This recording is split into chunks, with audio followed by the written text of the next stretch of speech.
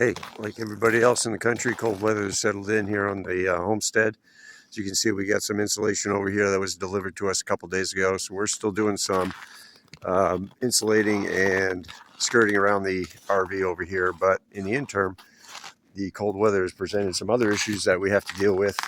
And kind of unexpected, but this is where trying to be a little handy and crafty comes up with solving a few issues. The first one was the generator. The new generator we got from Harbor Freight doesn't like to run doesn't like to start remotely in the cold.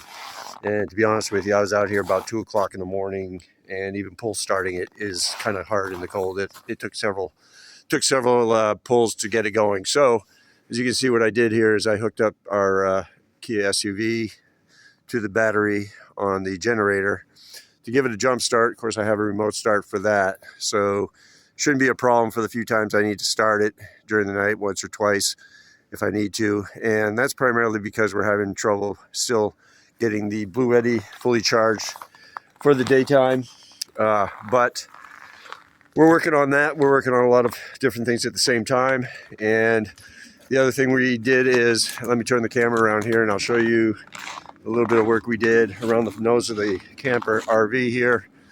And you can see we closed it in, so hang on 1 second.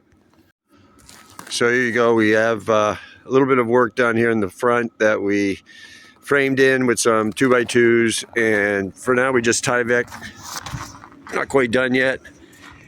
We got a little bit of skirting going on over on this side here. You can see we're going to eventually finish wrapping that around. I'm going to put a door over on the other side over here so I can get in and out of there. And we did get propane is now being delivered to us, so that's really nice. That solved the problem of chasing fuel for LP, which we run a lot of the heat, cooking, hot water.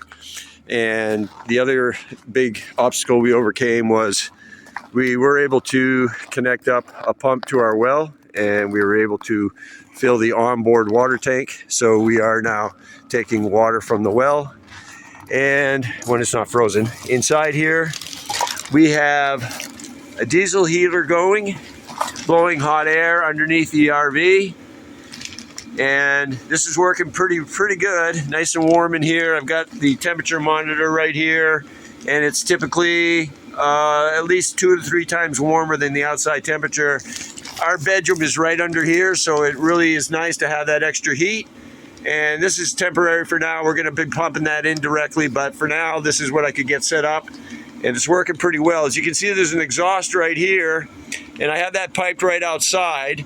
So there's no fumes in here. This diesel heater burns really clean. I'm really impressed with it so far.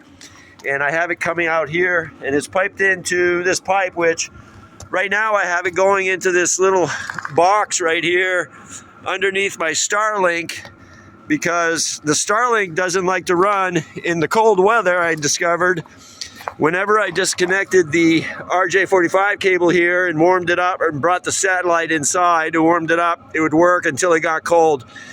Like sub 20 degree weather, it just doesn't want to run.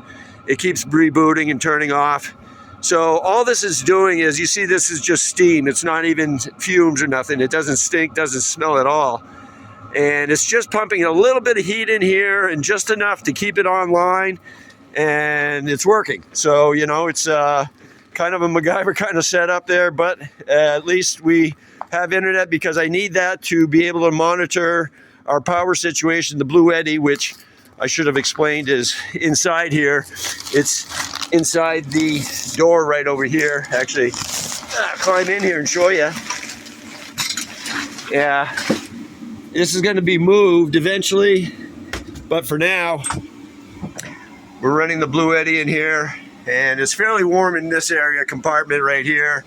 We got some batteries and charging area over here, and this is working out pretty well, but we got to move it, and I am working on that. Get it out of this area, move it into the container that we had moved in over here. This is a really tight spot for me to get in and out of. Whew, but it's doable, and in this extreme cold weather, it's a temporary setup, obviously, but it's working, and it's keeping us warm. And then one last thing that we did is on our little porta potty here, just to help keep the temperature up a little bit. We covered the vents up in here and put a little heater down in here.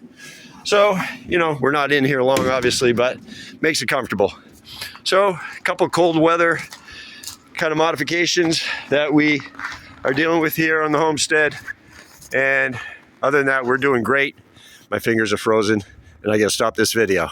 But heading into Christmas, we got an old-fashioned Maine Christmas winter here. Merry Christmas from Crooked River Homestead.